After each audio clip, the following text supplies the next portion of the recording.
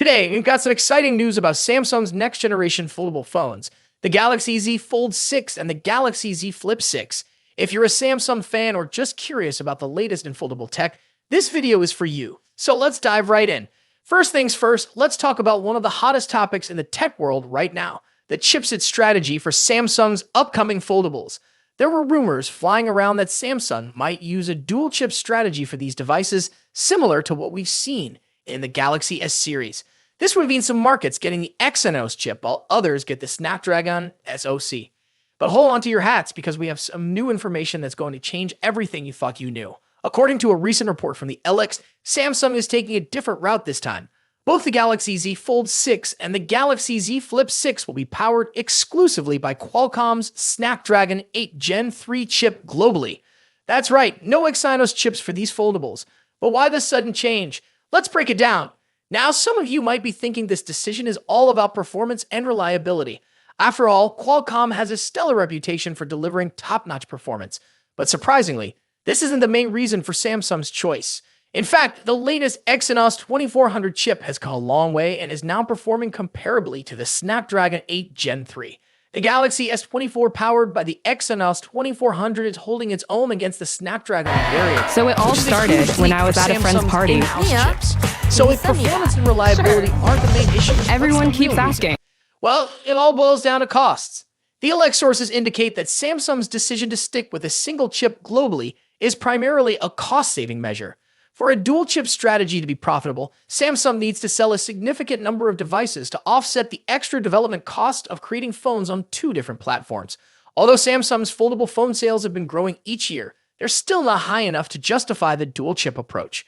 This means that for the Galaxy Z Fold 6 and Galaxy Z Flip 6, Samsung has opted to streamline production and stick with the Qualcomm Snapdragon 8 Gen 3 globally. This strategy helps reduce cost and simplify the supply chain, which can be crucial for maintaining competitive pricing in the market. So what does this mean for you, the consumer? Essentially, you can expect consistent performance across all markets for both the Galaxy Z Fold 6 and Galaxy Z Flip 6. No matter where you buy your device, you'll be getting the same powerful Snapdragon 8 Gen 3 chip.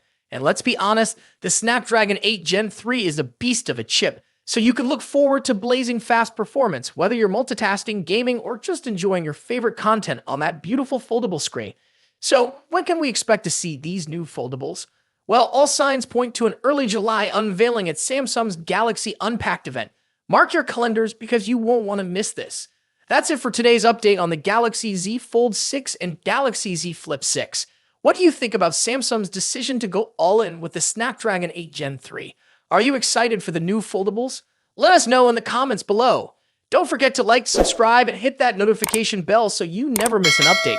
Thanks for watching, and we'll see you in the next video. In just a few months' time, the iPhone 16 Pro Max will succeed the iPhone 15 Pro Max and take on the mantle as the best and most advanced iPhone out there. Although there's plenty of time until September and a lot can change, we seem to know a lot about the upcoming top iPhone model based on rumors and leaks. How is the iPhone 16 Pro Max shaping up against its predecessor? What's changing and what's staying the same? Let's see how the iPhone 16 Pro Max shapes up against the current best iPhone Apple has in its roster. First up, let's talk about design and size. The iPhone 16 Pro Max will inherit the same design language as the iPhone 15 Pro Max, employing the same titanium frame with a completely flat screen. The major difference between the iPhone 16 Pro Max and the iPhone 15 Pro Max will be size. The upcoming iPhone screen will grow to 6.9 inches across, a significant bump over the iPhone 15 Pro Max's 6.7-inch display. To achieve this, they're likely shrinking the bezels down even further and making the phone itself slightly larger overall. As per the rumors, the iPhone 16 Pro Max will measure 163mm in height and 77.58mm in width versus 159.9mm and 76.7mm for the iPhone 15 Pro Max, respectively. A small but notable change, all things considered. The iPhone 15 Pro Max debuted with an action button instead of a mute switch and a USB Type-C port at the bottom, so those two features will be carrying over to the newer model as well. However, the iPhone 16 series will be scoring another button, dubbed the Capture button. Colors-wise, the iPhone 15 Pro Max was available in 4 understated and titanium-inspired colors. We've heard that Apple might use another titanium processing technique that will make the iPhone 16 Pro Max glossier and also more capable of retaining colors. Moving on to display differences. As mentioned, the iPhone 16 Pro Max will come along with a significantly larger display, measuring at 6.9 inches across.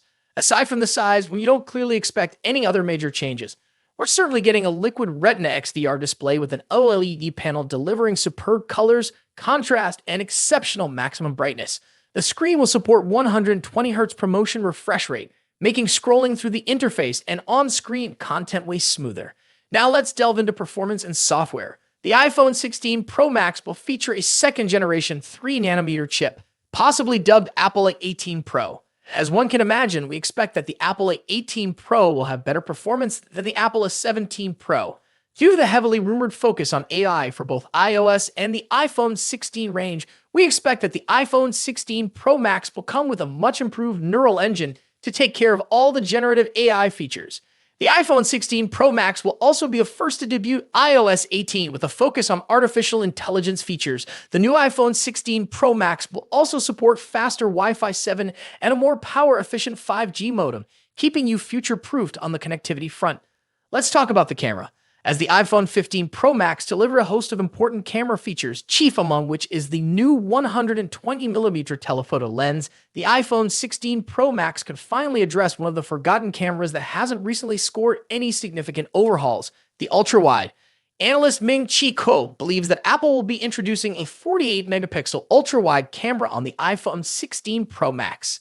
When it comes to audio quality, iPhone Pro Max devices are always up there with the best, setting the benchmarks for all other manufacturers to measure up against. The iPhone 16 Pro Max will be no exception. The same generally applies to haptics too. iPhones are arguably the best devices when it comes to haptic feedback, giving us precise and accurate vibrations that are sufficiently strong yet not overpowering. Lastly, battery life and charging. The iPhone 16 Pro Max will reportedly feature a much larger 4,676 mAh battery compared to the 4,422 mAh battery in the iPhone 15 Pro Max. Charging-wise, we haven't heard anything about a potential charging speed increase, but we hope to see one on the iPhone 16 Pro Max. So far, the iPhone 16 Pro Max is shaping up to be a logical improvement to the iPhone 15 Pro Max, delivering key upgrades in important areas like screen size, performance, AI, and battery life. Thus far, we haven't heard anything particular about a potential price increase, so it's safe to assume that the iPhone 16 Pro Max will start at $1,199 for the 256GB version.